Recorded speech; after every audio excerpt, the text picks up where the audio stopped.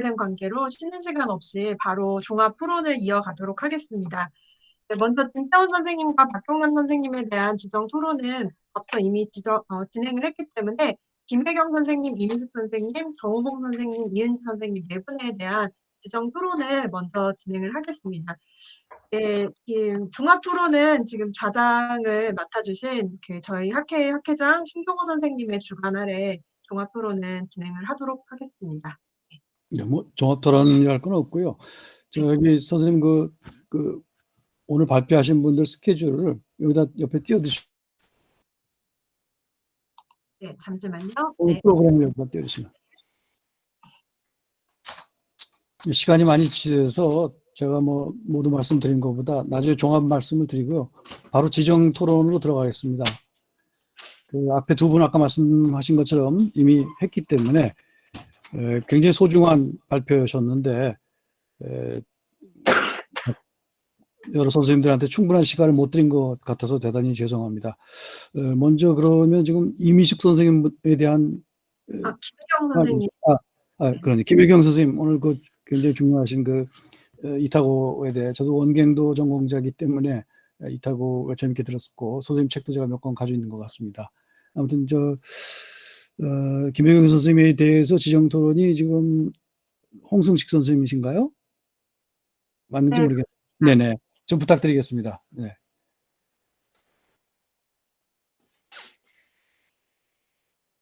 홍승식 선생님. 네.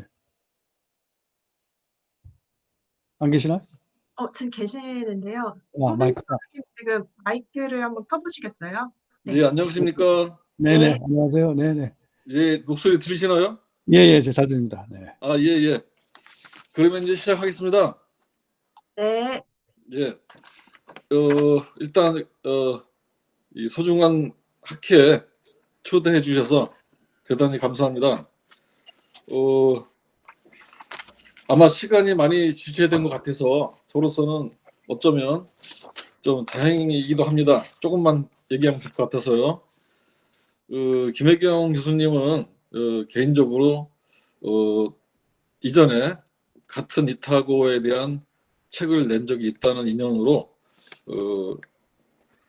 많이 뵙기도 했고, 하지만 저는 조금 했고요. 김 교수님은 많이 하셨고, 그래서 제가 이 자리를 빌어서 제가 다 하지 못한, 힘에 딸려 하지 못한 이타고 번역을 다 맞춰주신 거에 대해서 대단히 감사를 드린다고 제가 토론문에 발표했습니다. 그리고 사실 원래 이번 주 화요일이었죠. 화요일까지 토론문을 보내달라고 요청하셔서 제가 망설이다가 사실은 오늘까지 보내드리지 않고 버틸까 망설이다가 그날 오후에 보내드렸어요. 그래서 어떤 일이 벌어졌는지 짐작하시겠죠. 이미 발표하신 김 교수님께 전달이 되어서 오늘 발표 내용에 제 토론문에 대한 답변을 다 하셨어요. 아마도 들어보신 분은 아시겠지만 아무래도 저도 그렇습니다만 미리 질문 내용이 입수되면 그거에 대해서 다 준비를 하시기 때문에 제가 지금 이 자리에서 다시 한번 하면 같은 말이 반복이 되는 격이어서 하여튼 그래서 제가 토론문은 2장 준비됐지만 정말 간단하게 말씀드리겠습니다. 그래서 이 다른 부분에 대해서는 발표를 들으셨으면 다 답변이 됐기 때문에 다만 혹시라도 종합 토론만을 한번 와서 들어보겠다라고 하신 분을 위해서 다시 한번 정리하신다는 기분으로 몇 가지 간단하게 말씀드리겠습니다. 일단은 순서대로 하지 않고요. 중요하다고 생각되는 것만 제가 추려서 다시 한번 요약하시는 기분으로 해주시면 될 것 같습니다. 먼저 이지는 가짜 도학자의 위선적 행태를 접하면서 그들의 심리를 분석하고 그것을 사회 문제로 제기했는데 그가 마지막에 내놓은 결론은 역설적이게도 내재적 덕성과 개인적 수양을 중시하는 도학의 본연으로 돌아가야 한다는 것이었다라고 말씀하셨습니다. 아마도 많은 사람들이 이지에 대한 소개를 하는 간단한 문구를 보고서 도학을 비판했다든지 도학을 반대했다든지 이런 문구를 보고서 이지는 도학에 대해서 완전히 부정하거나 벗어나거나 이러려고 했다는 인상을 받기 쉽습니다. 그래서 이 사실은 그런 것이 아니었다는 것을 이제 김 교수님 말씀하셨는데, 그래서 제가 이 점에 대해서 다른 독자분들에게 좀 더 확실히 소개하기 위해서 다시 한번 도학에 대한 이지의 입장, 태도를 말씀해 달라고 제가 토론문에 놓은 바 있는데, 아까 발표하실 때 이미 확실하게 말씀을 하셨어요. 그래서 못 들으신 분을 위해서 한 번 더 요약하신다는 기분으로 말씀해 주시면 감사하겠습니다. 그 다음에 두 번째로는요, 이지의 글에서는 불가 혹은 도가에서 흡수한 성분이 섞인 경우가 많은데, 그럼에도 그의 관심사는 언제나 자아의 성실성과 완전함이었다. 이는 이중성 혹은 자기 기만의 여지를 허용하지 않는 중용에서 자성이라고 표현한 신유가의 대표적 관심사였다 라고 말씀하셨습니다. 이거에 대해서 이타고는 신유가를 중심 사상으로 삼고 불가와 도가의 성분을 흡수하여 섞었다는 것인지, 다시 말하면 신유가를 중심으로 하고 불가와 도가의 어떤 점을 수용했다는 것인지, 아니면 이런 어떤 학파나 사상에 대해서 특별히 주류를 삼지 않고 개인주의적 관점에서 개인주의를 수용하고 실현하는 요소를 수용했다는 것인지, 마찬가지로 정리 및 보충하는 말씀을 듣고 싶습니다. 이렇게 두 가지로 일단 요약해서 제가 말씀드리고요. 마지막 질문, 개인주의와 큰 관련은 없지만 그래도 이지에 대해서 많은 사람들이 그 사상의 선진성이라고 할까요, 혁신성이라고 할까요, 이런 것 때문에 굉장히 어떤 완결성, 완벽성에 대해서 많이 믿고 생각하고 예측하고 그러는 것 같아요. 근데 김 교수님께서는 워낙 깊이 하셨으니까 보기에 물론 선진적인 그런 면이 있지만 종합 정리 측면에서 어떤 점은 조금 부족했는지 이런 것들을 한번 말씀해 주셨으면 감사하겠습니다. 이렇게 세 가지로 제가 다시 한번 요약을 했고요. 이 시점에서 정작 관심을 가지고 제가 이제 여러분에게 강조드리고 싶은 점은 사실은 앞쪽입니다. 앞쪽에는 각주 1번에서 제가 인용한 김 교수님이 각주 1번에서 CNKI라고 하죠. 중국 지식 네트워크, 여기에서 올해 8월 기준 이타고 관련 논문이 2177편이라고 찾아보셨으니까, 이제 그러면 세상에 이렇게 많은 논문이 나왔으니까 이지에 대한 연구가, 이타고에 대한 연구가 굉장히 넓고 깊을 거라고 누구나 예상하게 됩니다. 그런데 김 교수님 말씀대로 여전히 정면적 연구는 부족하고 더 많은 연구가 필요하다고 말씀하셨습니다. 저는 이 점에 대해서 전적으로 동의하는 바입니다. 그래서 아무래도 이 이타고는, 이지는 누구나 관심을 가지기에 아주 충분한 그런 인물입니다. 그래서 쉽게 한번 해볼까, 굉장히 매력적이네 이래서 달려들기 쉬운데 정작 전면모를 보기에는 쉽지 않은 인물입니다. 그래서 아마도 김 교수님도 이 점을 깊이 인식하시고 이 말씀을 하셨는데, 저도 마지막으로 같이 이 점을 강조하고 싶습니다. 다른 사람도 마찬가지지만 특히 이타고 같은 경우는 그냥 유명한 문장 몇 개, 그냥 일반적으로 언론이나 간단한 연구소에서 소개하는 몇 한마디 이런 것만 가지고 정의하기에는 너무나 폭이 크고 깊은 사람이어서 이지의 글 세계를, 정신 세계나 문장 세계를 전반적으로 천천히 검토해보고 연구를 진행해야 될 필요가 있다. 이 점을 저도 덩달아서 한번 다시 강조하면서 간단하게 토론을 마치도록 하겠습니다. 감사합니다. 감사합니다. 과찬이신데요. 그동안 누구나 다 그렇게 얘기를 하겠지만 할 게 없어서 그냥 붙들고 있다 보니까 그냥 번역서를 몇 권 내놓은 것뿐이지 사실 그분의 저작이라는 건 너무나 많아서 등신에 해당하는 그 분량이라서 저도 이제 막 그 첫 발을 디뎠다 뭐 그런 정도로만 이제 말씀드릴 수가 있을 것 같습니다. PMKI는 8월 달에 찾아봤을 때는 2177편이었는데 지금 얼마 전에 찾아보니까 굉장히 100편이 또 늘었더라고요. 매달 한 100편씩은 늘어나는데 그 수준에 있어서의 향상은 이게 지금 마이크가 좀 이상한 것 같아요. 잘 들리시나요? 어디선가 좀 울리는 것 같은데 괜찮으세요? 예, 지금 홍승진 선생님 마이크가 켜져 있어가지고 소리가 좀 울리게 나서 제가 지금 잠깐 홍승진 선생님 마이크 꺼놨습니다. 네. 네네. 예. 그러니까 숫자가 어떤 수량이 절대로 질을 따라가지 못하는 그 연구 분야 중에 하나가 바로 이타고 연구인 것도 같다 하는 그런 말씀을 드립니다. 먼저. 자, 그 첫 번째 이제 질문이 도학에 대한 이지의 입장을 다시 한번 명쾌하게 밝혀라 이런 말씀이었던 것 같은데 도학이라고 하는 것은 그 이지가 평생 이제 공부의 시작에서부터 끝까지 끌고 갔던 그런 이제 주제입니다. 뭐 이분이 양명학을 했다고 해서 뭐 성리학을 안 한다 뭐 그게 아니라 모든 학문의 출발이 육아 경전이다 보니까 그 약간의 방법이나 지향이 다를 뿐이지 도학에 대해서는 끝까지 일관되게 본인이 도학을 한다는 것에 대해서 부정한 적이 없습니다. 이분이 반대한 것은 아까 이제 거짓 가짜를 써서 이렇게 표현했던 가도학일 뿐이지 진정한 도학의 어떤 이제 이상이라든가 그 어떤 깊이 뭐 이제 지향 이런 것들에 대해서는 이제 그 도학을 가장 자기의 이제 그 철학의 기반으로도 이제 인식을 했었고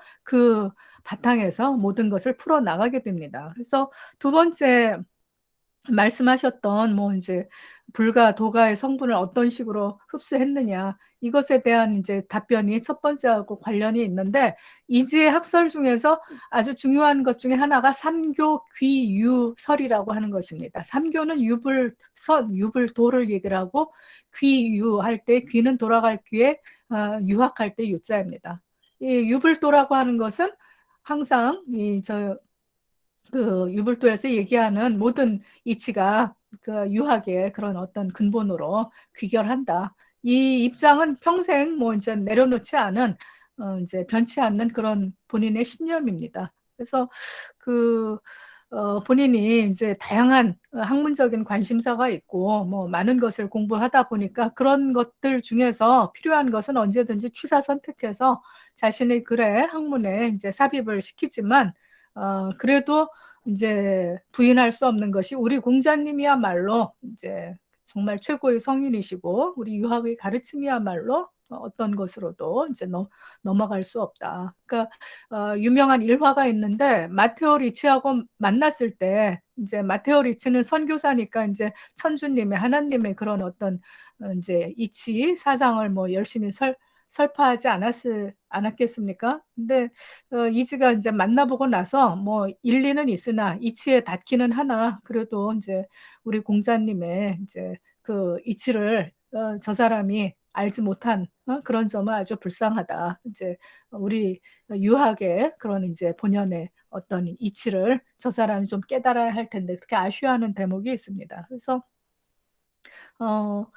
이제 출가를 해서 머리를 깎았음에도 불구하고 항상 유자의 생활을 이제 포기하지 않고 이제 유생으로서 이제 살다 간 사람이 이제 이타고인데 철학도 이제 유학을 중심으로 한 다른 것을 수용하는 그런 방식으로 이제 펼쳐 나갔다라고 그렇게 생각이 됩니다. 그리고 마지막으로 세 번째 말씀하신 것이 이타고의 사상에서 이제 철저하지 못하거나 보완이 필요한 부분 이런 게 있으면 얘기해 달라라고 말씀을 하셨는데 그 뭐 제가 아직 짧아서 이 사람이 뭐가 불철저하다 이렇게 감히 논평할 수 있는 그런 이제 수준은 아닌 것 같고 대신 다른 대가들의 이제 이야기를 이제 빌려서 하자면은 앞서 얘기했듯이 뭐 레이황 같은 역사학자나 드베리 같은 이제 그 미국의 철학자 이런 분들이 이제 아쉬워하는 것이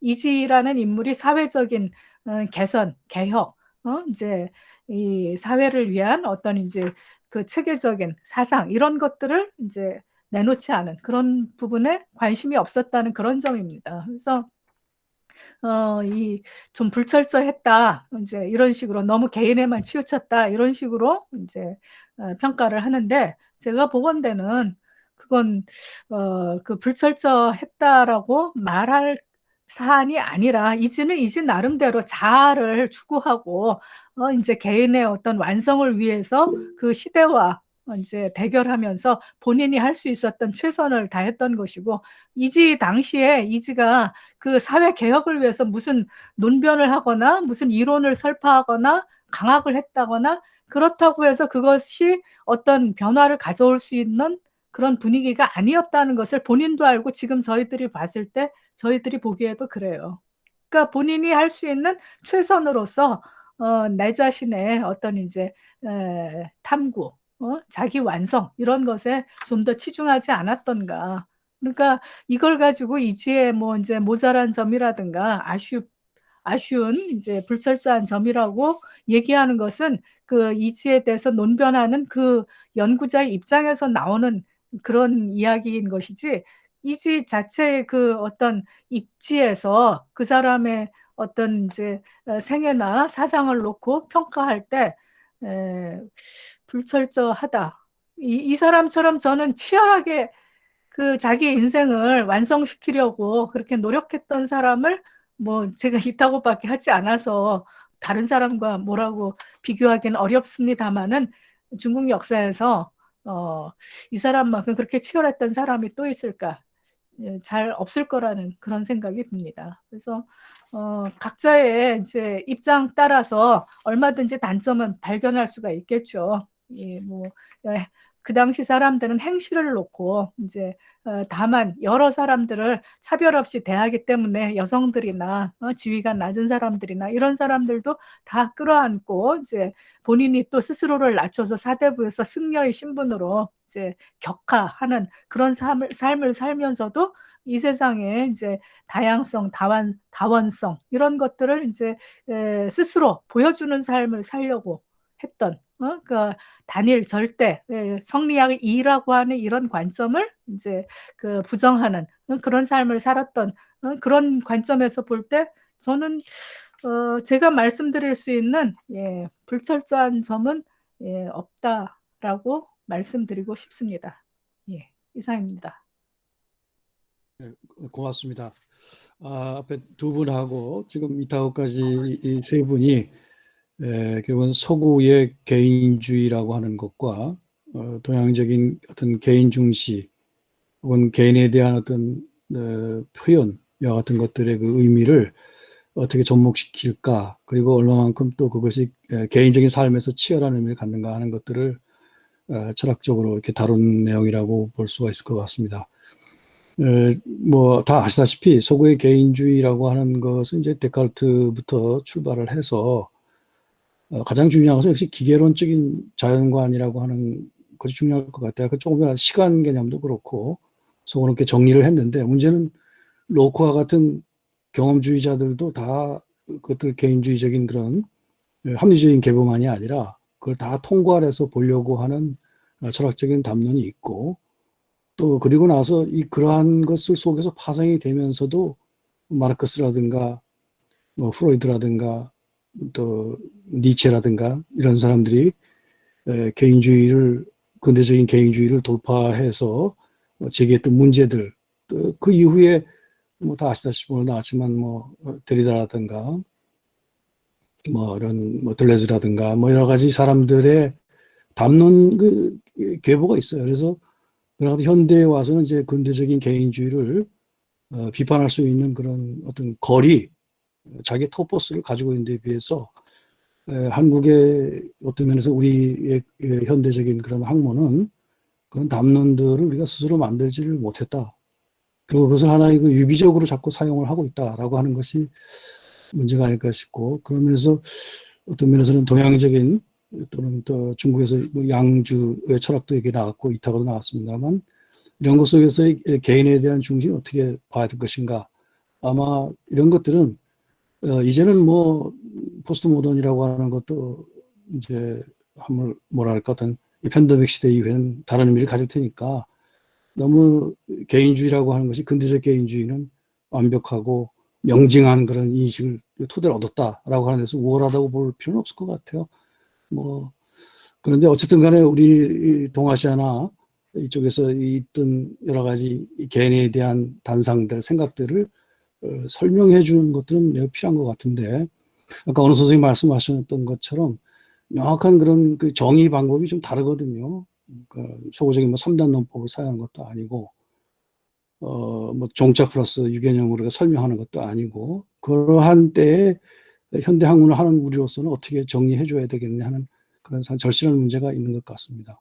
뭐 주시하시다시피 더군다나 중국과 다르게 한국의 경우에는 더군다나 뭐 양주 철학이 영향을 주지도 않았고 또 불교가 그렇게 큰 뭐 도교가 큰 의미를 갖지도 못했단 말이에요. 그럼 내부의 성리학이라는 걸 전부 다 부정할 것인가 말이죠. 저는 양명학을 했습니다만 뭐 강학파라고 하는 것은 그렇게 뭐 많은 저술들을 남기지를 못했어요.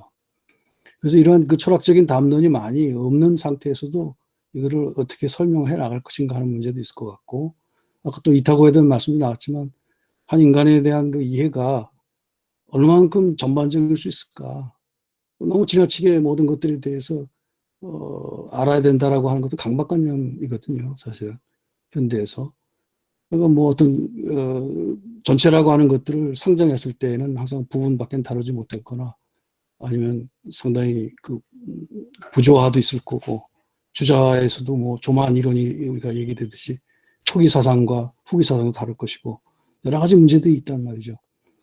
그래서 아마 여러 선생님들 다 젊으신 분들이니까 실제 직해가지고 하나하나의 그 개념 사상들이 어떤 텍스트 안에서 나왔고 또 그거보다 둘러싼 컨텍스트 속에서 어떤 의미를 가졌고 또 어떻게 망가져 갔는가 하는 것들에 대해서 좀 엄밀하게 논의할 필요가 있지 않을까 하는 생각을 갖습니다. 저도 그런 공부를 하고 싶은데 나이가 허용할 것 같지는 않아요. 우선 제가 제일 부족한 게 저는 원래 그 프랑크트 학파부터 시작을 했는데 보르케나프가 같은 그런 기계론에 대한 연구라든가 이런 것들이 우리는 없었어요. 뭐 대학에서 강의가 자체가 없었어요. 그러니 저 데카르트를 아무리 이해하려고 하더라도 뉴턴에 가면 무슨 막혀요. 뉴턴의 자서전을 읽을 수 없는 그런 그 수학의 이런 실력을 갖고서는 서구 사상을 과연 이해할 수 있을까? 동양서도 마찬가지죠. 그래서 여러분들 좀 이건 하나 높아심에서 말씀을 드리는 건데 결국은 각자가 다른 퍼스펙티브에서 바라볼 거라고 생각이 돼요. 개인에 대한 문제도. 근데 일생의 문제를 가지시고 본인의 문제를 생각하셔서 꼭 집필을 하셔서 완성된 그런 글들을 계속 써나가시길 바랍니다. 저희 때는 그런 것들을 잘 허용하지 않는 시대였어요. 사회적인 분위기가. 그런 말씀을 드리고 한 가지 말씀드리면 조선 후기 같은 경우에는 이제 도연명 같은 것을 발견을 하면서 도연명에서도 벌써 애오려라는 중요한 개념이 있잖아요. 그죠? 나의 집을 사랑한다. 시적으로 표현되어 있지만 그래서 조선 후기 사람들은 거의 그 애오려라는데 아주 거의 발광을 해요. 미쳐요. 왜 나의 집을 사랑하냐 이거예요. 나를 먼저 사랑하는 것 속에서 남을 사랑할 수 있다는 건데 그것을 아까 어느 선생님 말씀에 도통이라든가 그런 통일 개념 속에 전부 다 해체식 가통이라든가 이렇게 되면은 개인은 없는 거죠.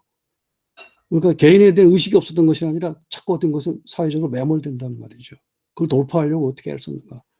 그래서 어떤 담론을 끄집어냈는가 하는 것들에 대해서 철학이라고 하는 그 범위를 넘어서서 무사차를 다 하셔야 될 테니까 사학이나 문학에서 어떻게 표현되는가를 같이 보시면 좋은데 아무튼 조선 후기에 애오려라는 개념이 매우 중요한 개념입니다.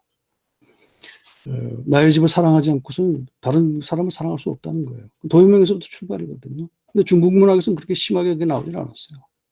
우리는 그런데 그렇게 나왔단 말이죠. 그런 것도 좀 차별성도 좀 생각을 해줬으면 좋겠다는 겁니다. 제 얘기가 너무 길어졌습니다. 뒤에 세 부분은 또 이제 문학에 대한 거고, 더군다나 흥미롭게도 일본 문학, 하나는 우리 문학에서도 근세의 한문 문학, 또 한 번은 현대의 문학, 월탄 박정화 이렇게 세 분 문학이어서 요소분에 대한 토론을 이어나가도록 하겠습니다. 먼저 그 일본 문학 이미숙 선생님 참 재미있는 겐지 문화가 제가 좋아하는 고전인데 이거에 대해서는 최영섭 선생님이신가요? 지정 토론이 좀 부탁을 드리겠습니다.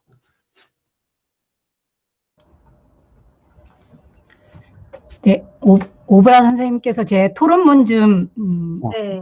네. 잠시만요. 네, 안녕하십니까. 저는 지금 서울대 기초교육원에서 강의 교수로 있는 최형섭이라고 합니다. 제가 논문에서 학위 논문 쓸 때 그 4대 기서에서 홍루목내에 이르는 그 중국의 명청시기 주요 소설 작품에 나타난 개인에 대한 인식의 변화, 뭐 이제 이런 주제로 논문을 쓴 적이 있습니다. 논문을 쓰고 나서는 그 주제에 관해서 이제 사실은 약간 자신이 없었다든가 약간 뭐 이제 그런 생각이 좀 들어서 그 이후에 더 논의를 이제 진행을 못 시켰는데 오늘 이제 이렇게 토론자로 불러주셔서 너무 영광스럽게 생각하고 또 이렇게 많은 분들이 그 연구 논문을 이제 이렇게 같이 발표에 참여하면서 굉장히 많은 도움도 받았고 이제 공부하는 시간을 가졌습니다.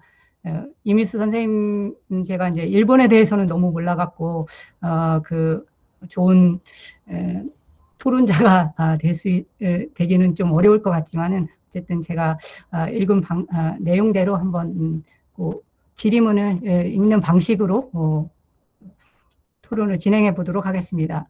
개인, 주체, 개인주의 등과 같은 용어들이 서구 근대와 밀접한 연관성을 가지고 있기에 동아시아에서 이와 관련된 연구를 진행하는 데에는 굉장히 고려해야 될 복잡한 층차가 존재하고 접근 방식 또한 용이하지 않으리라고 그렇게 생각이 됩니다. 이민수 선생님의 글은 일본의 고중세 시기인 해이안 시대를 다루고 있다는 점, 그리고 시, 일기, 소설 등 다양한 텍스트를 분석 대상으로 삼고 있다는 점에서 더욱 쉽지 않은 연구 작업이었을 것으로 그렇게 짐작이 됩니다. 해이안 시대는 중국으로 치자면 당송대에 해당되는 시기인데 이렇게 이른 시기에 과연 개인에 대하여서 논의할 만한 것이 있을까 하는 생각을 하였습니다. 그리고 나중에 이제 선생님이 글을 다 읽고 나서 새삼 일본은 가깝고도 먼 나라인 것 같다는 느낌, 문화나 지적 토대에 있어서 중국과는 상당히 다르다라고 하는 그런 인상을 받았습니다. 일본에 대한 이제 배경 지식이 없어서 내용을 제대로 파악하고 있는지 모르겠지만은 이해한 대로 몇 가지 질문을 드려보도록 하겠습니다. 첫 번째는 이제 선생님의 글은 크게 1인칭의 출현, 그 다음에 가게로 일기에 나타난 개인의식, 겐지 모노가타리에서의 나와 타자인식, 이렇게 이제 세 부분으로 구성되어 있는 듯이 보입니다. 첫 번째 드리고 싶은 질문은 1인칭의 출현에 관한 것입니다. 선생님께서는 산문과 원문을 가리지 않고 8세기 중엽에서 이제 14세기 초 요 시기에 이제 나를 표현하는 1인칭의 사용이 굉장히 광범위하게 존재하였다라고 말씀하시면서 이제 8세기 중엽 시가에서부터 확인할 수 있는 나의 표출, 나에 대한 천착은 고대 일본에 있어서 이 개인의 발견, 개인주의 단초를 확인 하나의 지표라고 이제 인식할 수 있을 것이다 이렇게 말씀하셨는데 서구에서 1인칭은 항상 대문자로 표기하고 또 라틴어, 그리스어에서 에고로 표기되어 있다는 점 이런 것들을 이제 기억할 때 1인칭은 나름대로 상당히 중요한 의미를 가지고 있다라고 생각합니다. 근데 중국의 경우 문헌 한문은 이제 말할 것도 없고 당대 이후에 백과 텍스트와 출현하지만 1인칭 대명사에 대해서 어떤 특별한 의무를 부여하기는 쉽지 않다라고 저는 이제 개인적으로 그렇게 생각을 합니다. 그런데 논의 내용에 따르면 일본에서 1인칭 출현이 이제 굉장히 두드러진 현상으로 나타났다는 점, 그거는 이제 좀 상당히 주목할 만한 현상인 것 같은데 혹시 이제 이것이 현존하는 문헌 텍스트가 이 시기에 출현한 것과 관련이 있는 것은 아닌지, 일본이 그 문화적 토대에서 1인칭의 출현이 어떤 중요한 의미를 부여할 수 있는지 이런 것들에 대해서 다시 한번 문의를 드려보고자 합니다. 두 번째는 서구 근대 소설의 탄생과 관련하여서 일기, 서신, 자서전, 초상화 이런 것들을 이제 언급을 하고 있는 것 같습니다. 선생님께서도 3절에서는 이제 10세기 후반에 나온 가게로 일기, 4, 5절에서는 11세기 초에 나온 겐지 모노가타리와 같은 소설 작품에 대해서 소설 작품에 나타난 개인 인식을 이제 분석을 하고 있는데요. 개인적으로는 그 가게로 일기 이 부분을 이제 굉장히 흥미롭게 읽었습니다. 상당히 이른 시기임에도 불구하고 여성 작가에 의해서 가나 문자로 쓰여진 이런 작품들이 이제 한다는 사실에 놀랐습니다. 당연한 질문인지는 모르겠지만 이런 가나 문학의 출현 이후에 한자, 관료, 남성 이런 공적인 세계를 다루는 작품 이것과 대립되어지는 가나 여성 어떤 사적인 세계를 그려낸 이런 작품들 이런 이제 대립 구도를 이렇게 끝까지 지속하고 있는지 혹은 선생님께서 거론하는 것들이 이렇게 이 시기에 이제 뭐 일시적으로 나타난 그런 성과 같은 그런 현상인지 그런 것들에 대해서 조금 보충 설명해 주시면 좋겠습니다. 마지막으로는 선생님께서는 서론 부분에서 그 야마자키, 마사카즈 이분이 말한 부드러운 개인주의에 대해서 이제 언급을 하고 계십니다. 자기를 충분히 실현하면서 그로 인해 타인의 자아를 침해하는 것을 피하며 오히려 타인과의 미적인 동의 아래 자기 개성을 확립하려고 하는 노력이 작동하는 이것을 이제 일본 문학 속 개인주의라고 이제 규정하고 있는 그런 내용입니다. 그리고 이제 4, 5절이 그 겐지 모노가타리에 대한 분석은 대체로 이제 이를 논증하는 내용으로 보입니다. 타인의 인식, 타자에 대한 배려, 이런 측면이 어찌 보면은 개인의식을 억압 저해할 수 있다는 생각도 들었습니다. 선생님께서 혹시 이런 일본식 개인주의 관념이 형성되게 된 배경, 원인들 이런 것들에 대해서 조금 보충 설명을 해주셨으면 좋겠습니다. 네, 여기까지 마치겠습니다. 감사합니다. 예, 최영석 선생님 너무 감사드립니다. 아직까지 별로 정리가 잘 되지 않은 발표문이었는데 꼼꼼히 읽어주시고 이렇게 논평을 해주셔서 진심으로 감사드립니다.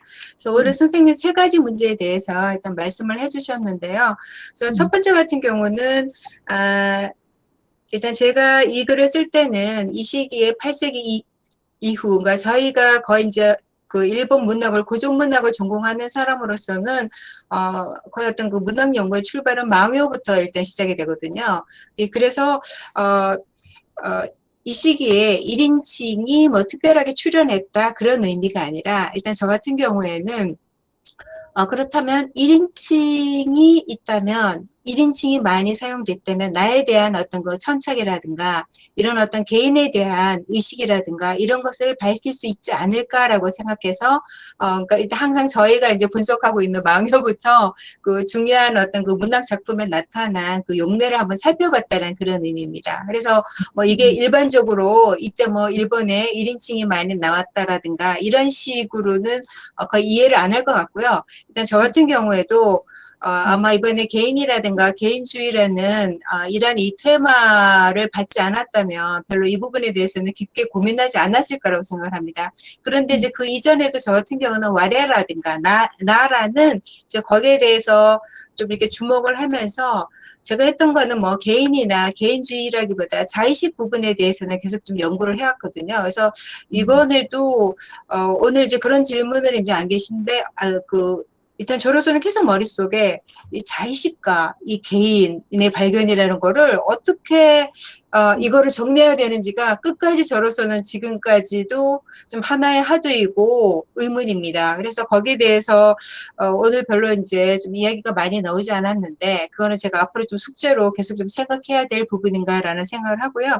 그래서 일단 첫 번째 질문 같은 경우에는 일단 제가 어떤 그 개인의 발견을 우리 살펴보기 위해서 일본 문학 속에 있는가 싶어서 일단 봤고요. 그러면서 거기서 발견한 게 뭐뭐도라는 어떤 그 표현법이 일단 이제 그건 거죠. 그 이전에 망요에서는 1인칭이 앞에 오지 않고 일단 타자 2인칭이죠. 그 상대방에 대해서 먼저 키미라든가 이모라든가 이런 표현이 먼저 오고 그다음에 두 번째 그 그 뒤에 이제 1인칭이 오는데 그것이 겐지모노가타리, 해안시대 겐지모노가타리에 가서는 와레모토모라고 해서 1인칭이 앞에 오고 그다음 2인칭이나 3인칭을 지칭하는 표현이 뒤에 온다라는 거. 그렇다면 결국 그만큼의 시간이 흐른 후에 어떤 나라는 와레라는 것에 대한 어떤 천착이라는 것은 더욱더 강해지지 않았는가. 그러한 것을 저는 일단 좀 살펴봤습니다. 그리고 두 번째 부분은요. 오보라 선생님, 이거를 좀 중지를 잠깐 해주시면 제가 PPT의 예를 좀 잠깐만 보고 싶습니다. 예, 잠깐만요. 죄송합니다. 시간이 없는데 발표 시작해서요. 예. 그래서 저는 일단 그 선생님의 이제 그 질문을 보면서 발표는 넣지는 않았지만 일단 좀 말씀을 좀 드리는 게 좋을 것 같아서 이 두 번째 이제 그 질문에 대한 건데요. 그래서 이걸 한번 보시면 일본 같은 경우는 원래 여성들한테서도 좀 한문을 많이 그러면 요구를 했었습니다. 근데 이것이 897년에 장인소가 설립이 되면서 그 이전엔 궁중여관이 일단 일을 했던 것 같은 경우가 거의 좀 이렇게 축소가 많이 되고 그래서 그 이전에는 여성이 어떤 이제 궁중이라든가 이런 데 진출하기 위해서는 한문을 많이 공부를 해야 됐는데 이때부터는 어떤 필요성이 저하가 됐다라는 그런 어떤 역사적인 배경이 있습니다. 그리고 일본에서는 9세기 이후에 가나 문자하고 왁가가 굉장히 유행을 합니다. 그래서 이 가나라는 것은 이 아래에도 나옵니다만은 이거는 일본에서는 온나데라고 해서 이거 여성 문자라는 의미입니다. 그래서 우리나라에서 뭐 언문이라고 취급했던 것처럼 우리나라 한글을 일본 같은 경우도 똑같이 이런 식으로 남성 같은 경우는 진짜 글자라고 해서 한자 이 한자는 만화라고 했고 일단 여성의 이 글자는 임시 글자로 해서 온나데로 해서 여성 문자로 일단 치부를 했습니다. 그래서 이때 근데 아까도 이제 설명드렸듯이 해안 시대에는 아주 여러 가지 어떤 요소가 결합이 돼서 거의 궁중에 들어간 어떤 우리 같은 경우는 묘보라고 얘기를 하는데요. 이거는 이제 사적인 공적인 어떤 궁정 라인을 의미하는데 이 사람들에 의해서 굉장히 많이 어떤 여성 문학이 발달하게 됩니다. 그래서 우리나라에도 많이 알려졌듯이 세쇼낙원이라는 궁정 라인에서 마쿠라노 소시, 이거 수필 문학의 어떤 백미죠. 그다음에 오늘 제가 발표한 무라사키 시키부의 겐지모노가타리가 유명한데, 그래서 이 두 작가 같은 경우는 굉장히 쌍벽을 이루고 있다라고 이야기를 할 수가 있습니다. 그래서 아까 선생님이 두 번째 질문하신 것 중에서 그렇다면 이런 것이 이때 해안시대의 일시적인 것이었냐 아니면 이어지느냐 그런 말씀을 하셨는데 이건 계속 그 뒤에도 여성들의 일기는 이어지게 됩니다. 근데 이제 해안시대 같은 경우는 우리나라 한중록처럼 어떤 시점에서 여성이 자기 삶을 해상해서 쓰는 것 같은 경우는 일단 해안시대 때 가장 많이 발달을 했고, 그 이후에는 이제 카마쿠라 시대 이후에는, 중세 이후에는 뭐 토하지가타리라든가 이자요의 일기라든가 이런 식으로 이어는 집니다. 근데 그것이 이제 에도 시대로 넘어가게 되면은, 그때는 어떤 그 서민 문학이 굉장히 발달하게 되면서 이때는 거의 이런 식의 어떤 귀족에 의한 것이 아니라 어떤 그 서민 여성들, 특히 일본어로 조닌이라고 하는데요. 그래서 일종의 그 상인 계급의 여성들이 본인의 어떤 일상을 일기로 기록하는 그런 어떤 그 작품들이 일단 많이 등장을 하게 됩니다. 그래서 이 정도로 이 두 번째 말씀드리는데, 그래서 결국 이때 집중적으로 10세기, 11세기에 일기문학이 많이 나왔지만 그 이후에도 어떤 여성들의 어떤 그 일기로 본인의 어떤 그 삶을 정리하고 일상을 기록하는 것은 거의 그 이후에 에도 시대까지도 이어졌다. 전근대에서 이제 그걸 말씀드리고자 하고요. 그다음에 세 번째 같은 경우는 이 부드러운 개인주의 이 질문을 들으면서 제가 가장 이제 약간 곤혹스러운 게 이거는 일본인 시각이라는 걸 우리가 일단 먼저 인식을 해야 될 것 같습니다. 그래서 이게 왜냐하면 일본인들이 바라보는 일본인과 우리 어떤 동아시아에서 일본과의 역사적인 관계 속에서 한국인이나 중국인이 바라보는 일본인과는 분명히 이건 다른 것이죠. 그래서 이분 같은 경우는 야마자키 마사카즈 씨의 이건 뭐 부드러운 개인주의 아니면 뭐 유연한 개인주의, 야와라카이라는 표현을 여러 가지로 번역이 가능할 거라고 생각하는데 그때 제가 이제 이해했던 것은 이분 같은 경우는 거의 어떤 해안 시대까지, 일단 제가 해안 시대 문학을 전공해서가 아니라 해안 시대까지의 일본 문학과 해안 시대 이후에 어떤 무사가 출현하는, 막부가 출현하는 일본 중세 시대의 문학은 저로서는 굉장히 질적으로 차이가 난다고 봅니다. 그래서 제가 항상 이야기하는 것은 해안 시대까지의 일본 문학은 문의 문학이라면 그 이후의 일본 문학은 무가 굉장히 강하다, 이런 얘기를 하거든요. 그래서 이분이 말씀하시는 어떤 부드러운 개인주의 같은 경우는, 저 같은 경우는 해안 시대의 어떤 그 문학 속에서 이거는 일정 정도 납득을 했던 부분이고요.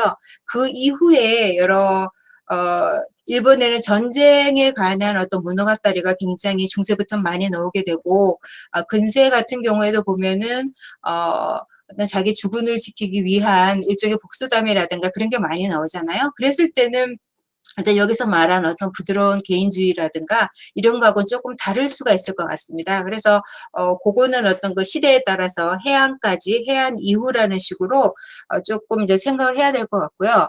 근데 이제 제가 볼 때는 계속 어떤 일본인들 같은 경우는 우리가 일반적으로도 집단주의가 굉장히 강하다라는 그런 식의 어떤 인식을 갖고 있고 이야기를 많이 하는데, 근데 제가 이제 일본에서 뭐 유학하고 많은 일본 사람들하고 좀 이제까지 뭐 20, 30년간의 그런 어떤 그 친교를 통해서 느낀 거는 분명히 집단주의, 일본이라는 집단이 있는데 그 안에서는 굉장히 또 개인주의라고 할까, 개인성이 강합니다. 그래서 이 사람들이 이게 어떻게 이렇게 묘하게 지금 줄다리기를 하고 있는가가 일단 저 같은 경우에도 굉장히 큰 의문이었는데, 뭐 이거는 일단 제가 이제 거의 뭐 20, 30년 공부를 하면서도 아직 뭐라고 결론적으로 말씀드릴 수는 없는데, 일단 제가 봤을 때는 일단 폐쇄된 섬나라라든가 아니면 함께 집단이 같이 대응하지 않으면 안 되는 자연재해라든가, 그러니까 결국 남과 척을 지고는 그 공동체 속에서는 살 수 없다라는 게 가장 굉장히 클 것 같고요. 그런데 일본 바깥을 나와서 타국을 대할 때는 또 완전히 다른 자세가 되는 것이죠. 그래서 이런 어떤 이중성이라는 거를 특히 이제 저 같은 경우는 작년 뭐 이후부터 우리와 일본과의 여러 가지 이제 어떤 그런 문제들을 바라보면서 많이 고민을 좀 지금 하고 있는데, 그래서 이 문제에 대해서는 어떤 일본 문학이나 일본 문화를 연구하는 분들도 딱 이거다라고 한마디로는 좀 이야기할 수 없는 그러한 어떤 부분인 것 같습니다. 그래서 지금 일본식 어떤 개인주의 이 관념이나 형성되게 된 배경, 원인, 이거는, 뭐, 앞으로 저 같은 경우도 계속 조금 더 연구를 해나가서 생각을 좀 해야 될 것 같다는 그런 생각이 듭니다. 이 정도로 말씀드렸고요. 예, 정말 감사합니다. 고맙습니다. 오랜 시간 고맙습니다.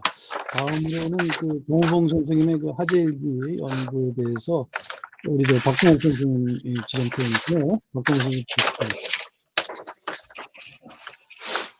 네, 안녕하십니까. 박동욱입니다. 예, 준비된 토론문을 읽도록 하겠습니다. 선생님의 논문을 흥미롭게 잘 읽었습니다. 옛날 기록들에 나타난 성의식을 보면 우리의 상식의 범주를 뛰어넘는 경우가 많이 있습니다. 본처가 있으면서 첩드는 것은 뭐 상식적으로 있었고요. 외직에 나가면 관기가 있었으며 유배에 가서도 첩이 있었습니다. 제가 본 경우에 유배 가서 첩이 없었던 경우 한 번도 없었던 것 같아요. 제가 볼 때. 일기의 버젓이 자신의 성경험을 적을 정도로 자신의 흠으로 여기지도 않았고 남들에게 흠이 될 것이라고도 생각지 않았습니다. 논문이 해석의 여지를 다툴 만한 것이 없기에 궁금한 몇 가지 질문을 올리는 것으로 토론자의 소임을 다하려 합니다. 첫 번째 질문인데요.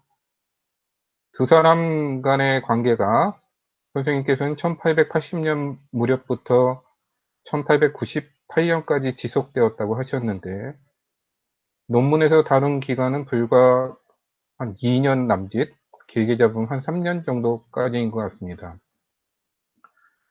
물론 뭐 중간에 이제 선물을 한 적도 있고 또 세상을 떠난 후에 뭐 시를 적은 것도 있는데 그렇게 보면 불과 만 3년 정도의 기록이 남아있을 뿐인데 꼭 그전 10여 년 전의 기록과 그 후에 4년의 기록은 얼마나 남아 있었으며 어떤 내용을 담고 있었는지가 좀 궁금합니다.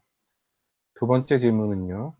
직위식이 부인과의 관계가 어떠했는지, 또 춘원을 제외한 다른 여자가 존재했는지도 궁금합니다.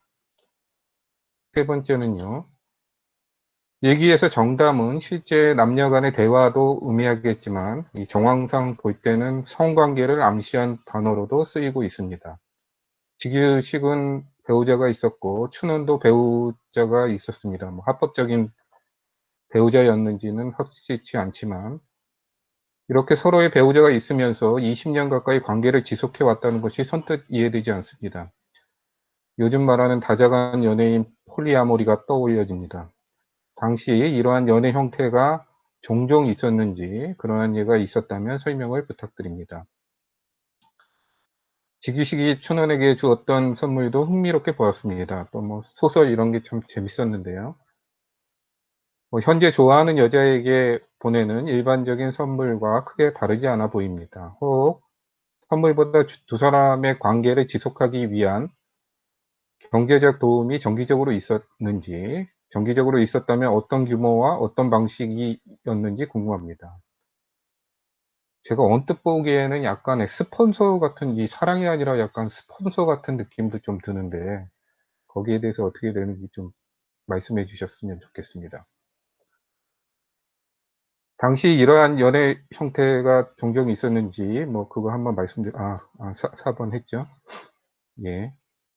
그리고 춘원이 다른 남자들과의 관계를 정리하고 정식으로 첩으로 들어가지 않았던 이유가 뭔지도 궁금합니다. 다섯 번째 마지막 질문인데요. 1891년 2월에 춘원의 아들이 첫돌이었다면 1890년 2월에는 이미 출산하였을 것이고 1889년 초반부터는 아마도 임신 기간이었을 거로 추정됩니다. 그 당시에도 두 사람의 왕래가 있었는지, 그때도 A점 성관계를 포함한 관계가 이어졌다면 좀 엽기적이기까지 하다는 생각이 듭니다. 끝으로 이제 저는 제 집사람하고 20년 동안 사는데 이렇게 여자가 없어가지고 이쪽 방면에 해박한 지식이 없어서 잘 모르겠습니다. 마지막 말씀은 농담이고요. 선생님 답변 듣겠습니다. 감사합니다.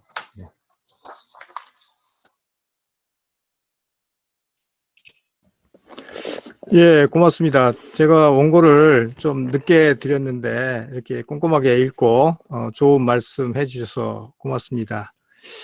하재일기 내의 내용과 관련된 여러 가지 점에 대해서 말씀을 해주셨습니다. 순서대로 답변을 드리도록 하겠습니다. 두 사람의 관계가 일기에는 10년 동안 돼 있는데 제가 지금 집중도 다루지 않은 그 이후도 물론 계속 만나고 또 기록으로 남기고 있습니다. 다만 이제 뒤로 갈수록 그 기록의 횟수는 좀 줄어든다라고 할 수가 있고 또 그 내용이 그 춘원이 좀 병을 앓고 그것을 또 간호하는 내용을 주로 많이 다루고 있습니다. 물론 이제 공방 동료하고 삼각관계 때문에 또 절교하고 또 다시 화해하는 또 뭐 그런 내용도 그 뒤에는 있습니다. 뭐 앞에 내용하고 아주 많이 다른 것은 아니고요. 좀 횟수는 좀 줄어든다라고 말씀드릴 수 있겠습니다. 부인의 경우에 그 하재일기에서는 이제 가족에 관련된 여러 가지 기록들이 많이 있습니다. 주로는 이제 어머니와 관련된 것들, 뭐 어머니 병환을 걱정하는 내용, 그 다음에 자식들과 관련된 것, 뭐 큰아들의 경우에는 또 여자 문제 때문에 뭐 골머리를 앓고 있는 뭐 그런 내용이라든가, 혹은 자식이 좀 일찍 죽었기 때문에 그에 대한 아픔을 토로하는 내용들이 좀 많고요. 아내와 관련해서도 물론 일기에 중간중간 등장을 합니다. 그래서 대개는 이제 뭐 친정에 가는 뭐 그런 내용들, 집안의 일과 관련된 것들이 대부분이고, 좀 후반부에 가면은 이제 병이 걸려가지고 그것을 좀 안타까워하는 이제 그런 내용들이 있고요. 한 가지 더 또 흥미로운 것은 그 우울병이 걸려가지고 우울병이 걸려가지고 좀 고생하는 그런 내용이 있습니다. 왜 우울병이 걸렸는지 그것이 춘원이라든가 혹은 뭐 뒤에 또 다른 여자가 있는데요. 그런 문제가 원인이 됐는지는 정확하게 알 수 없지만은 뭐 그런 정도로 뭐 소략하지만 군데군데 아내에 대한 기록들이 예, 등장을 합니다. 춘원을 제외한 다른 여성과 관련해서 제가 여기서 다루지는 않았는데 춘원이 죽고 난 뒤에 1899년부터 또 한 명의 그 여성을 만납니다. 백운누라고 하는 술집을 운영하는 운누라고 하는 여성이고요.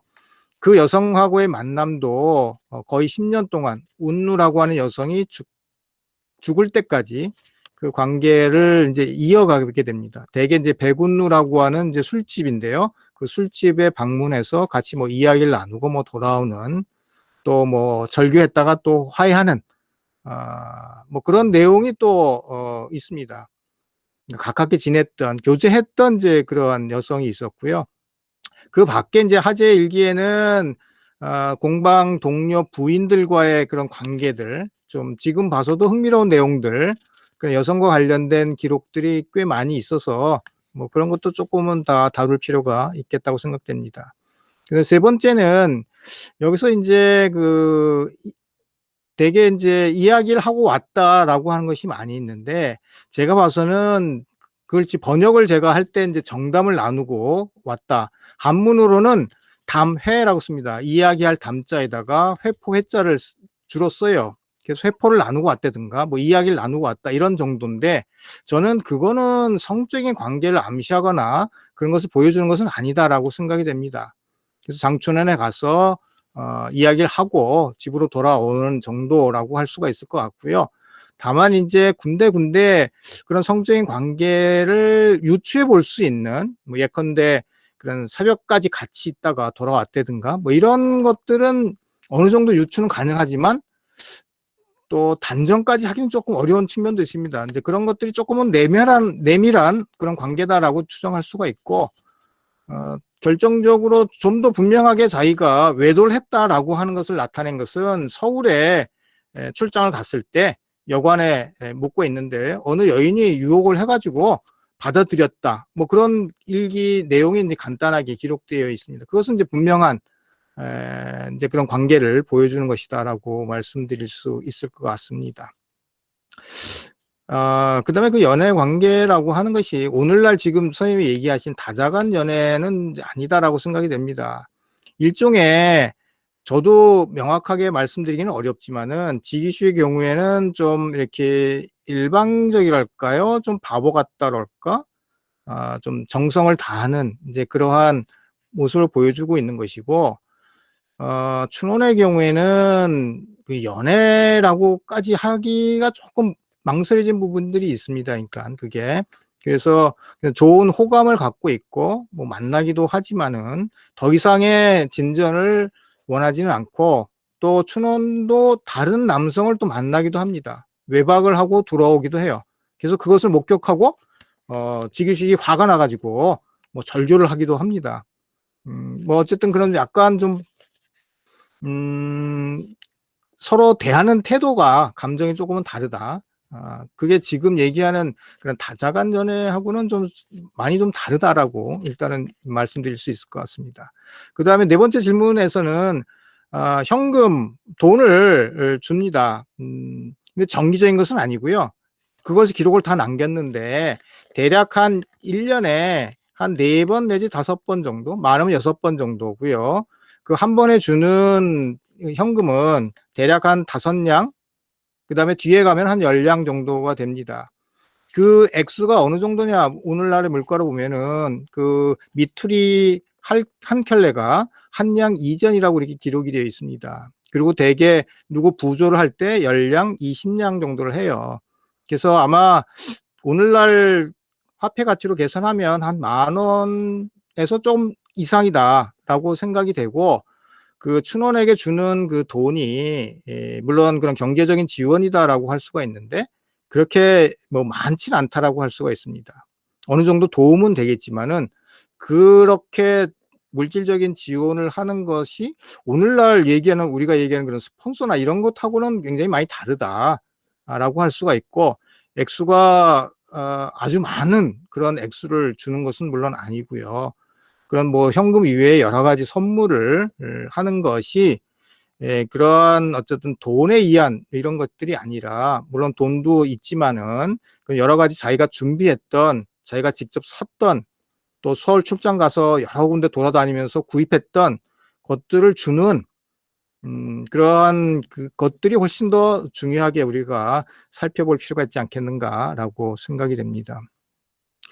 다섯 번째 질문 경우에는 만난 것이 언제인지는 사실 알 수가 없습니다. 왜냐하면은 1891년 이전의 기록이 남아있지는 않기 때문에, 다만 이제 하재 일기 속에서 뭐 10년 전과 관련된 언급을 약하게 하고 있기 때문에 그때부터 만났을 가능성도 있다라고 우리가 추정할 수가 있을 것 같고요. 그렇기 때문에 뭐 다섯 번째 얘기한 그런 추정이나 뭐 그런 의심은 그렇게까지 나가지는 않아도 될 것 같습니다. 어쨌든 본격적인 만남은 일기가 쓰여졌던 1891년부터 연민에서 출발한 어쨌든 사랑으로 발전하는 그런 관계라고 지기숙의 입장에서는 생각했다라고 여겨집니다. 네, 이상 답변을 마치도록 하겠습니다. 예, 고맙습니다. 예, 정호봉 선생님께서는 이제 그 두 사람, 다른 사람도 관계도 있는데, 특별히 이제 춘원이라고 하는 여성과 지기식과의 관계를 좀 더 사랑으로, 굉장히 순수한 개인적인 사랑으로 이렇게 보시기 위해서 상당히 노력을 하신 것 같아요. 한 가지 의문이 드는 거는 이제 그 문체라고 하는 걸 좀 생각을 해서 상당히 그 일기로서는 좀 파격적인 건데, 이러한 그 일기 쓰기 자체를, 그게 순수한 사랑이나 떠나가지고 굉장히 그 사적인 그런 이야기들을 어떤 방식으로 그 기서했는가 하는 걸 좀 더 밝혀주시면 어떨까 싶고, 그 지성과 이런 걸 봐서 그 살고 있는 것을 봐가지고 결코 이 사람은 뭐 양반일 수가 없으니까 여러 가지 그러한 그 글쓰기가 좀 더 어떤 자유롭게 달리 나타날 수 있는 방법이 있거든요. 계층적인 글쓰기 차이가 있으니까 그걸 보완하시면 더 재밌는 게 되지 않을까 싶은 생각이 들었습니다. 아까 그 이미숙 선생님께서 하시는 데서 그 와레라고 하는 것이 나타나는 것이 망여수에는 없고 이제 모노가다리에서 나타났다고 했는데, 이 망여수는 아시다시피 이제 하나의 그 망여가나라고 하는 특별한 거기 때문에, 그럼 우리 향가 같은 경우도 1인칭이 나타나거든요. 그러니까 이게 그 일본어에 뿌리를 둔, 우리하고 이제 일본어하고는 우리말이 같기 때문에 우리말도 한문이 두 가지가 있어요. 한국식 한문에서는 나라고 하는 게 반드시 나와요. 의신, 내 몸, 의몸이라고 나오거든요. 공초 같은 다 나오게 되는데 한문을 쓰기는 없게 되거든요. 그러니까 이런 것이 아까 저 토론하시는 분도 말씀하셨듯이 한문이 갖고 있는 특징과 일본에 가지고 있는 특징에서 또 나타날 수 있다는 점도 약간은 고려해 주시면 좋을 것 같고요. 또 와레라는 게 있어가지고 개인이라기보단 하이데거와 같이 자인이라고 하는 동사, 이히라고 하는 주어에서 그 개인을 찾는 게 아니라 자인이라는 문서를 찾았잖아요. 그러니까 꼭 와레가 있어가지고서 이것이 그 개인이라고 하는 것을 그 얘기하려면 왜 자인에서 더 개인주의를 했는가 하는 것에 대한 그 반론이죠. 반증에 대해서 답할 수가 있어야 되지 않겠나 하는 생각, 얼핏 들었습니다. 근데 고맙습니다. 아무튼 일본은 뭐 일찍 그 가나가 있었기 때문에 여성들이 많이 집필했다는 건 사실이고, 아무튼 문학에서 우리가 읽어낸다는 것이 참 어려운 문제인데, 오늘 저 귀중한 발표해 주셔서 고맙습니다. 마지막으로 이은지 선생님의 그 박종화, 어떤 박종화는 저 고등학교 선배인데 오늘 그걸 발표를 해주셨어요. 토론은 그 최호빈 선생님께서 좀 토론해 주십시오. 네. 네, 선생님, 안녕하세요. 고려대학교에서 학생들 가르치고 있는 최호빈입니다. 제 얘기 혹시 잘 들리시나요? 네, 잘 들립니다. 네. 예, 선생님. 마지막 어떻게 보면은 이제 토론자로서, 정말 오늘 학술대 처음부터 끝까지 정말 열심히 들었고, 워낙 흥미로운 주제들이 나오다 보니까 재밌게 들었던 것 같습니다. 심지어 이제 저 같은 경우는 유튜브를 통해서 이제 오늘 기록이 이제 또 나간다고 해가지고 그러면은 기존에 했던 학술대회가 있나 해서 이제 찾아보고 이제 또 앞에 학술대 종합 토론을 또 재밌게 거의 다 들었었거든요. 그래서 오늘 토론에 대한 약간의 부담감을 않으면서 이제 준비를 했는데, 확실히 좀 어려웠던 게 이제 토론이 어려운 경우는 이제 두 가지죠. 이제 제가 부족할 경우하고, 예, 발표문의 이제 완성도가 높아서 이제 토론을 이제 준비하기가 이제 까다로운데, 그 두 가지가 이제 함께 겹쳐졌던 발표문이었던 것 같습니다. 예. 토론은 그 발표문을 이제 읽어 나가면서 예, 조금 얘기를 드리는 방식으로 진행을 하도록 하겠습니다. 그래서 앞서 이은지 선생님 발표 정말 잘 들었고요. 박종화 이제 초기 문학 핵심 주제인 낭만적 죽음, 역의 예술, 예, 이 두 가지를 통해 가지고 근대적 개인을 출연시켰다는 이 기본적인 논지는 예, 당연히 공감을 하는 바입니다. 예. 그리고 이제 역의 예술론이 예, 프로문학이나 뭐 민족문학론 이런 쪽에 흡수되지 않고 개인적 비전에 해당한다는 이제 선생님 의견에도 적극 예, 공감하는 바입니다. 그래서 앞서 말씀드렸지만 제가 뭐 박종화를 길게 살펴본 적이 없을 뿐만 아니라 선생님의 이제 발표문의 어떤 그 논리적 전개가 예, 좀 거의 다 예, 맞기 때문에 별다른 의견을 이제 제시하기는 어려울 것 같지만 어쨌든 토론자로서 예, 몇 가지 질문을 드리고자 합니다. 세 개로 이제 준비가 되었는데요. 예, 근데 실질적으로 이제 두 가지로 볼 수가 있을 것 같습니다. 발표문에서 선생님이 정리하셨듯이 선행연구는 낭만적 죽음과 힘의 예술, 예, 역의 예술 관계를 예, 전자에서 후자로의 이행으로 설명해 왔다고 이제 말씀하셨고, 이와 달리 선생님은 둘이 예, 공존한다고 보셨습니다. 예, 참된 생애 성취를 이제 개인적으로 목적했다는 점, 예, 현실에서의 실현 가능성으로 인한 슬픔, 괴로움, 고뇌, 뭐 고통 등의 이제 감정과 관련된다는 점, 이 두 가지를 근거로 제시하셨습니다. 근데 그 일반적인 이제 의미에서 죽음 의식과 이제 역의 예술, 추구한 동기가 같다고 해서 이제 공존이라고 하기에는 좀 어렵지 않은가. 그러니까 이제 뭐 문장 약간 말놀이가 될 수도 있겠지만 고통을 인식하고 뭐 죽음을 선택했다. 고통을 인식하고 힘을 선택했다. 그래서 둘의 인생관이 같다.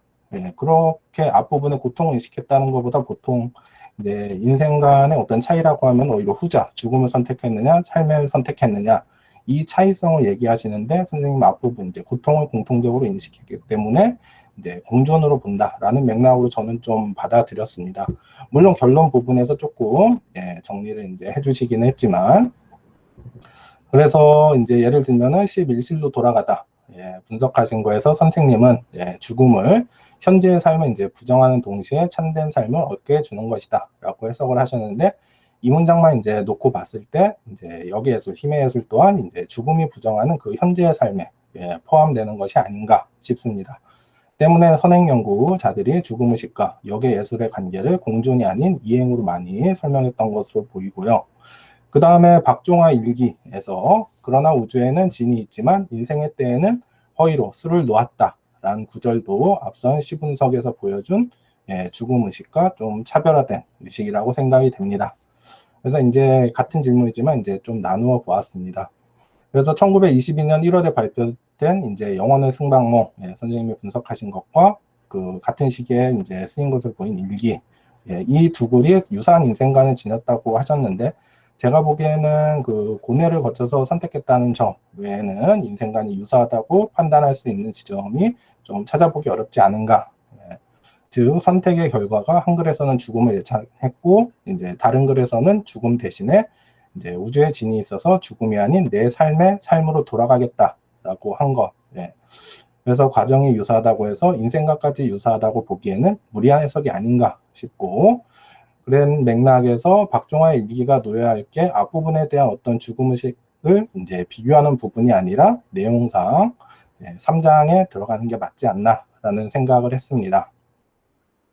그리고 세 번째는 그 앞서 말씀드렸듯이 이제 개인적으로는 뭐 니체의 힘의 의지, 그다음에 역의 예술론 이제 말이 비슷하고 하다 보니까 그 부분을 매우 흥미롭게 읽었습니다. 때문에 역의 예술을 개인적 비전으로 보시는 이제 선생님의 견해에 이제 공감한다고 말씀도 드렸었고요.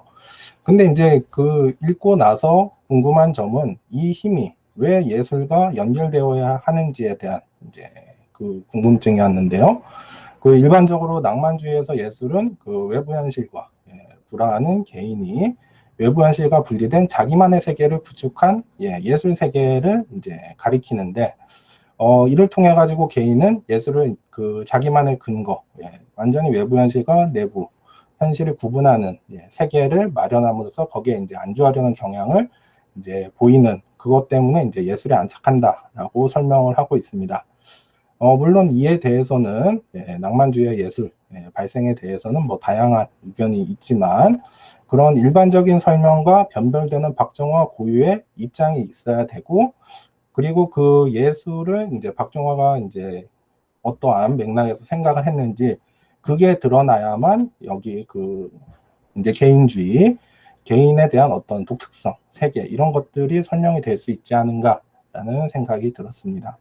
그래서 그 역의 인간에 대한 설명은 들어있지만 역과 예술과의 관계에 대한 설명이 없는 듯해서 이에 대한 이제 선생님의 보충 설명을 좀 부탁드리고 싶습니다. 이상입니다.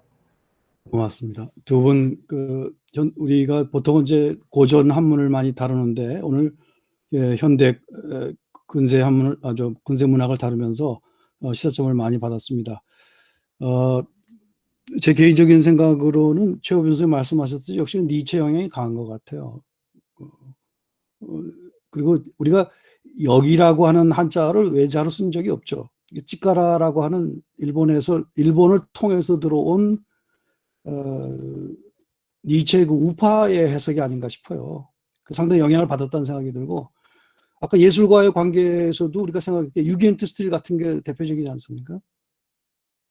그와 같은 것들을 생각해 보면 예술하고 니체가 바그너하고의 관계라든가 우리가 그 나치하고도 관계도 생각을 해봐야죠. 그런 걸 좀 더 포괄적으로 생각해 주면서, 아까 고통이라는 문제를 굉장히 사회적인 것을 해석하신 것은 역시 박정화 나름대로의 또 다른 해석일 수 있지만은, 역시 우리가 오늘 개인주의를 다루면서 근대 개인주의, 서구의 개인주의론에서 가장 중요한 건 인식론에서의 명징성입니다. 명징성하고 개인 경험에 있어서 아주 생동감이거든요. 근데 그 생동감이라고 하는 것은 그러니까 명징성이라고 하는 것은 뭐 우리가 잘 아듯이 후코나 다 얘기했듯이 명징하기 때문에 오히려 그 차별을 가져오는 부정적인 면이 있다는 거가 지금 얘기되고 있는 거고, 명징하기 때문에 그다음에 굉장히 생동 있는 거 이런 거 하기 때문에 그 광기로 빠지기 쉽거든요. 엑스타시로 빠지거든요. 그 부정적인 면이 항상 있는 겁니다. 근데 이 박정화의 경우에 고통이라고 하는 걸 논의된 것은 그와 같은 부정적인 면에서의 그런 생동감인지, 아니면 정말로 그 일제강점기에 느낀 같은 대사회적인 그런 경험에서 온 것인지 하는 것들을 조금 더 논의해 주셨으면 어떨까 하는 생각이 제가 언뜻 들었고요. 우리 지금 1920년대에 문학인들이 결국은 일본을 통해서 수입된 어떤 이런 그 개념들이나 이런 것들을 나름대로 또 소화하는 과정에서 굴절도 있을 것이고 변형이 있을 것이다라는 생각을 함께 하면서, 이것은 뭐 저희가 고전 한문을 하면서도 마찬가지라고 생각이 됩니다. 그런 하나의 부탁을 좀 드리고 싶습니다. 굉장히 오랫동안 지금 벌써 7시가 돼가고 있습니다. 다들 저녁도 드시지 못하고 굉장히 오랜 장기간 동안 얘기를 했는데, 사실 어느 한 분 한 분 이렇게 짤막한 시간이 아니고 하루 종일 토론해도 우리가 같이 공부해야 될 내용인 것 같고, 오늘 상당히 시작할 때는 큰 기대를 하지 않는다고 말씀을 드렸는데 너무나 많은 거를 아마 참여하신 분들은 얻었으리라고 생각이 되고, 또 이와 같은 학회가 아니면 자기 분야의 조금 전문 분야를 넘어서 가지고 소통할 수 있는 기회도 많지 않으리라고 생각이 됩니다. 오늘 그런 면에서 여러 발표자와 토론자 선생님들, 그리고 준비해 준 간사들한테 감사를 드립니다. 마지막으로 광고를 하나 하고자 합니다. 최근에 한국학중앙연구원에서 이와 같은 한국학 학술용어라는 걸 냈어요. 여기 보면 우리가 지금 그 개인주의는 다루고 있지는 않지만은 그동안에 여러 가지 생각했던, 저는 전통이라는 파트를 썼습니다만은 여러 가지 우리가 내재적 발전론이라든가 이런 거, 민족주의라든가 이런 개념에 대해서 한 번은 짚고 넘어가자 해서 저를 빼고는 다 소장학자들이 중요한 글들을 쓰셨습니다. 그래서 우리가 개인주의도 하나 새로운 또 용어로서 정의하고 가는 그런 학회가 되지 않았나, 그런 즐거움으로 말씀을 드리고 광고까지 이렇게 합니다. 또 다음에 중요한 문제를 가지고 또 장시간 토론할 수 있는 기회가 되기를 바라면서 오늘 저는 여기서 종합 토론도 마치고 인사 말씀도 이걸로 대신하고자 합니다. 감사합니다. 네. 예, 선생님, 네, 오랜 시간 동안 함께 해주셔서 감사합니다. 예, 원래 당초 그 일정에는 연구윤리 교육이 있었으나 그 부분을 생략하도록 하겠습니다. 예, 2시부터 오랜 시간 동안 발표, 토론, 그리고 청중으로 임해주실 많은 선생님들께 진심으로 감사드립니다. 예, 감사합니다. 네.